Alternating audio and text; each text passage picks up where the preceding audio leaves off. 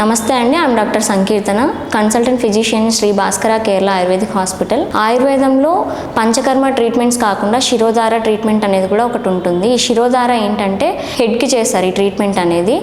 ఈ శిరోధార ట్రీట్మెంట్ వల్ల ఏంటంటే బ్రెయిన్ రిలాక్స్ అవ్వడానికి మెయిన్గా ఛాన్సెస్ ఉంటాయి.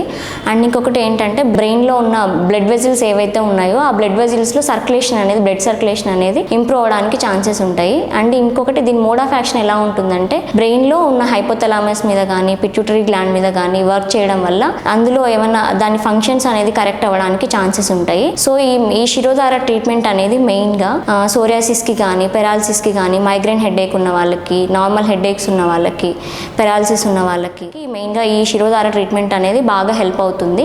అండ్ ఇంకొకటి ఏంటంటే ఎవరైనా ఈ హెల్త్ ఇష్యూస్తో బాధపడుతుంటే శ్రీ భాస్కర కేరళ ఆయుర్వేదిక్ హాస్పిటల్ని సంప్రదించండి. మీకు ఏమైనా డౌట్స్ ఉంటే కింద నెంబర్లకి కాల్ చేయండి. Thank you.